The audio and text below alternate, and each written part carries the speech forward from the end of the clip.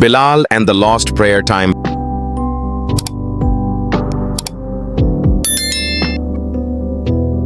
बिलाल एक प्यारा, शरारती लेकिन नेक दिल बच्चा जो नमाज और अल्लाह से करीब होने का असली मतलब सीख रहा है। कमरा बिल्कुल पुरसुकून है। सूरज की रोशनी धीरे धीरे बिलाल के तकिए पर फैल रही है। घड़ी की टिक टिक चल रही है। रसोई से पराठों और चाय की खुशबू कमरे तक आ रही है। मामा नरमी लेकिन सख्ती से आवाज देती हैं, बिलाल बेटा, फज्र का वक़्त हो गया है, सूरज निकलने वाला है, उठो और नमाज पढ़ो। बिलाल आंखें मसलते हुए, बस 5 मिनट और मामा, आंखें बंद करके फिर पढ़ लूंगा। लेकिन थोड़ी ही देर में बाहर बच्चों की हंसी और फुटबॉल की आवाजें सुनाई देती हैं। बिलाल उछलकर उठता है, जल्दी से शर्ट पहनता है, जूते पकड़ता है और दरवाजे की तरफ दौड़ता है।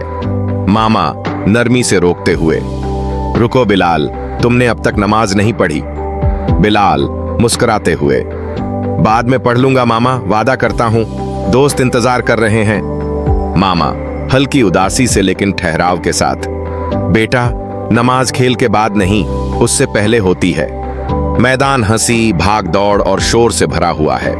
बिलाल दोस्तों के साथ टैग खेलता है, फुटबॉल मारता है और दौड़ लगाता है। आसमान नारंगी से नीला हो जाता है, वक्त उड़ता चला जाता है। रयान सांस लेते हुए, यार प्यास लग रही है, थोड़ा ब्रेक लेते हैं। सब पेड़ के नीचे बैठ जाते हैं। उसी वक्त उमर अपनी घड़ी देखता है और उठ खड़ा होता है। उमर, चलो दोस्तों, अब मुझे जाना है, जोहर का वक्त हो गया है। बिलाल हैरानी से, अब इतनी जल्दी, बाद में पढ़ लेना ना। उमर मुस्कुराते हुए, नमाज का वक़्त होता है बिलाल, जैसे तुम्हें अच्छा लगता है जब दोस्त फौरन जवाब दें, वैसे ही अल्लाह को पसंद है कि हम वक़्त पर उससे बात करें।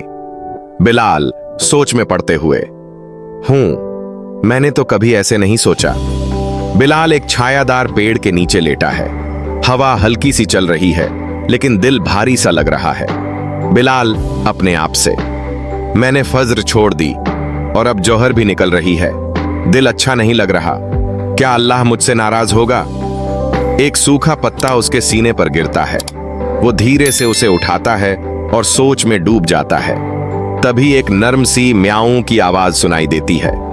एक समझदार सी बिल्ली जो चश्मा लगाए है और कंधे पर एक छोटा सा थैला है, पास बैठी होती है। बिल्ली, लगता है किसी अहम चीज के बारे में सोच रहे हो बच्चे। बिलाल हैरान, अरे तुम बोलती हो, तुम कौन हो? बिल्ली मुस्कुराते हुए, मैं वो हूं जो मासूम दिलों को याद दिलाता है। बताओ, उदास क्यों हो? बिलाल, मैंने नमाज नहीं पढ़ी, कहा था पढ़ूंगा, लेकिन नहीं पढ़ी, अब बहुत बुरा लग रहा है। बिल्ली नरमी से, क्या तुम अल्लाह के प्यारे नाम जानते हो?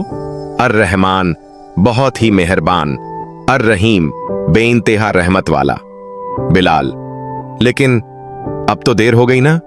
बिल्ली, नहीं बेटा, जब तक दिल सच्चा हो तब तक देर नहीं होती। उठो, वुजू करो और अपने रब से बात करो, वो तुम्हारा इंतजार कर रहा है। बिलाल दौड़ता हुआ घर पहुंचता है। उसके दिल में हौसला और आंखों में उम्मीद होती है।